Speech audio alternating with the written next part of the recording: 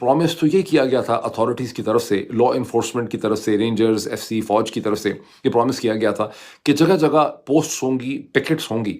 तो जब खुल्लम-खुल्ला फायरिंग इन लोगों के ऊपर की गई और बड़ी देर तक की गई, जिसके नतीजे में इतनी बड़ी हलाकतें हुई हैं, तो ये सब लॉ इन्फोर्समेंट एजेंसीज़ कहाँ थी? तो साला ये दुख का खत्म नहीं होता बे। मैं ज्यादा नहीं आपको दिखाना और सुनाना चाहता, लेकिन हालात बड़े खराब हैं। ये जो दहशतगर्दी है इसके पीछे वर्दी है, ये जो दहशतगर्दी है इसके पीछे वर्दी है। पूरे मुल्क में हालात ऐसे हैं कि इस वक्त किसी के घर में अगर डाकू घुस आते हैं और घर का सामान चोरी करके ले जाते हैं तो लोग कहते हैं कि इसके पीछे भी किसी न किसी किस्म की वर्दी है। आपने सबसे पहले घबराना नहीं है। 9 डिवीजन वो डिव थी, एक 2-3 डिव थी शायद बांग्लादेश में। 9 डिवीजन एक वो डिव थी जिसने हथियार डाले बांग्लादेश में, जिन्होंने पतलूनें उतारी और अपनी बंदूकें रखी। यही 9 डिव, मतलब यही तो वही अफसर नहीं है, लेकिन ये लेगेसी तो वही है ना। ये इतनी खतरनाक सूरत हाल है कि अल्फाज इसके लिए ढूंढना नामुमकिन है।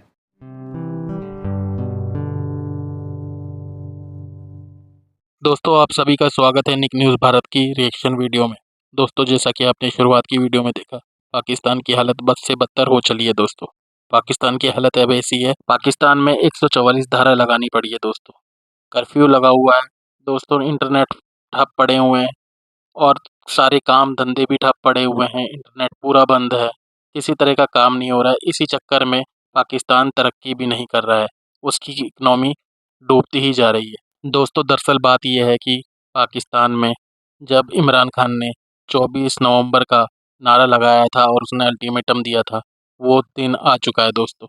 और 24 नवंबर से पहले ही दोस्तों पीटीआई के जो लोग हैं वो गली कूचों से कहीं ना कहीं से निकलकर सामने आ रहे हैं और ये लोग कुछ नहीं कर पा रहे हैं। पाकिस्तान की जो गवर्नमेंट है वो कुछ नहीं कर पा रही है और उन्होंने प्रोटेस्ट करना भी शुरू कर दिया है। और ये बहुत गर्मजोशी का मामला है, बहुत गर्म माहौल है दोस्तों, और बहुत ही ज़्यादा बिगड़ सकता है। इस प्रोटेस्ट को रोकने के लिए सरकार ने सारे हथकंडे कर लिए हैं। सरकार सब कुछ बोल रही है। सरकार यहाँ तक की कह रही है कि भाई कर्फ्यू लगा दिया जाए, सबको रोकने का जिस तरह से भी साधन हो सके। उनकी सरकार, पाकिस्तान की सरकार ये कर रही है, लेकिन वो रोक नहीं पा रहे हैं। दोस्तों, आपको पता है कि पाकिस्तान की हालत क्या है और आगे आने वाले समय में और भी ज़्यादा बिगड़ने वाली है। तो दोस्तों, चलते हैं आगे की वीडियो की तरफ और देखते हैं पाकिस्तानी रिएक्शन। धन्यवाद। जो कुछ भी किया है, ये रियासती इदारों ने, वो इल्ज़ाम तो फ़ौज, एफसी, पुलिस सबको यहाँ पे दे रहे हैं, लेकिन मैं इसमें क्लैरिफाई करूँगा कि मैं इसमें इंटर सर्विसेज इंटेलिजेंस ISI को ज़िम्मेदार समझता हूँ। मैं इसकी एक्सप्लेनेशन अभी आपको देता हूँ। इरशाद हुसैन साहब जो हैं, वो तो चलें उसमें करें। डिमांड वो ये करते हैं कि पाकिस्तान के जो इस वक्त के वज़ीर दाखिला हैं जनाब मोहसिन नकवी साहब, इन्हें फ़ौरी तौर पे रिज़ाइन कर देना चाहिए। मैंने आसिम सज्जाद अख्तर साहब की एक डॉन का मैंने कॉलम देखा, मेरा ख्याल है वो कॉलम पहले से लिख रहे थे, वो बाद में पब्लिश हो गया, जिसमें उन्होंने KP की लॉ एंड ऑर्डर सूरत हाल पे बहस की है।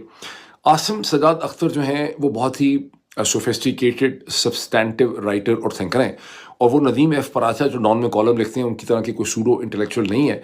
लेकिन कुछ पाकिस्तान के हालात ऐसे हैं, कुछ मेरा ख्याल है लिखने में कोई थोड़ी सी गलती हो गई है। उनका ये कॉलम अगर आप पढ़ें, इवन आसिम सज्जाद अख्तर साहब का, जो कायद-ए-आज़म यूनिवर्सिटी के एक फैकल्टी मेंबर हैं और बहुत रिस्पेक्टेड हैं, बहुत ही पढ़े लिखे समझदार हैं, तो ऐसा लगता है जैसे वो KP की हुकूमत को इस सूरत हाल के लिए ज़िम्मेदार ठहराते हैं। वो भाई क्या हो गया सर आपको, ये KP की हुकूमत कर रही है, ये और किस्म के अनासर करेंगे? क्योंकि बाकी उनके कॉलम से पता चलता है कि उनको पता है कि ये कौन सी ताकतें जो हैं इस सूरत हाल के लिए ज़िम्मेदार हैं, लेकिन ये KP की हुकूमत नहीं कर रही। यहाँ ये सब कुछ KP की हुकूमत के ख़िलाफ़ जो है वो किया जा रहा है। लोअर कुरुब में जिस किस्म के जज्बात हैं, वो चूँकि उसके अंदर एक एथनिक डायमेंशन भी है, एथनो रिलीजियस डायमेंशन उसके अंदर है, इसलिए इसने फ़ौरी तौर पे गिलगित बल्तिस्तान के अंदर भी बहुत ज़्यादा बिखरे हुए जज्बात को इस सूरत हाल ने जो है इसको उसने एक उसको इसने डायरेक्शन दिया वहाँ पे।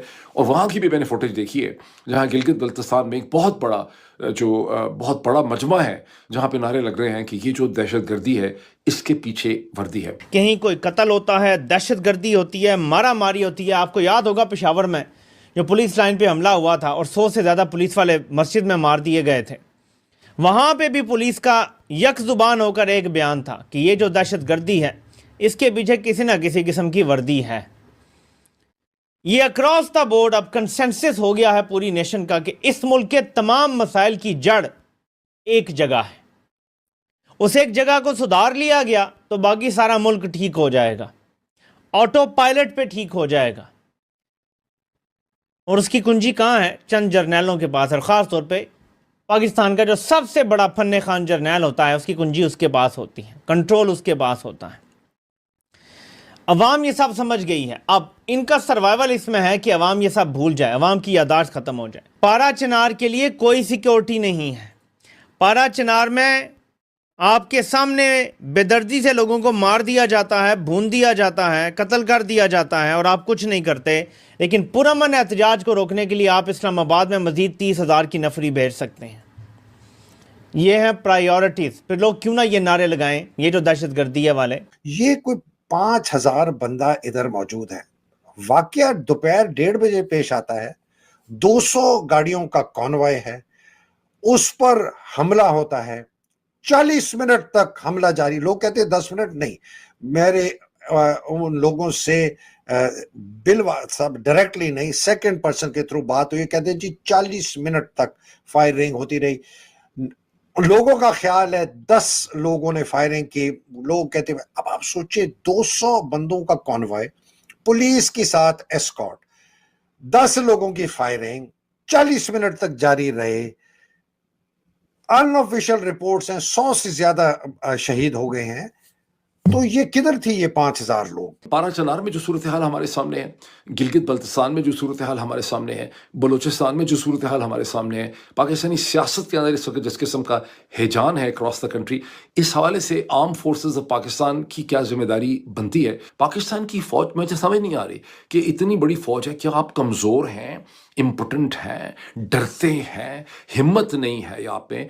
आपकी सबसे पहले तो हम इंसान है ना, ये आपकी इंसानी या आपकी मुस्लिम होने की हैसियत से, या आपकी इखलाकी या आपकी प्रोफेशनल और ज़िम्मेदारी है इस पाकिस्तानी की हैसियत से कि आप कोई मैकेनिज़्म ढूंढें जिसके ज़रिए आप अपवर्ड जनरल क्लास, जो एलीट क्लास है, उसको ये मैसेज दें कि Pakistan army officers and command is not ready and not willing to be used against the people of Pakistan on the streets of Pakistan. ये जो मईशत की तबाही है इसके पीछे भी यही है। ये जो अवाम का इस्तेहसाल है इसके पीछे भी यही है। ये जो तालीम और सेहत नापैद है इसके पीछे भी ये हैं। ये जो इंसाफ नहीं मिलता इसके पीछे भी ये हैं। पुलिस के जुल्म के पीछे भी ये हैं। अदलिया के जुल्म के पीछे भी ये हैं। जो भी ताकतवर आपको नीचे लगाता है उस सब के पीछे ये हैं। तो प्लीज़ खाली दहशतगर्दी तो इन सारी बीमारियों का एक सिम्टम है। असल में यहाँ पे इन लोगों ने इंसाफ ख़त्म कर दिया है, कानून ख़त्म कर दिया है, इदारे नहीं बनने दिए।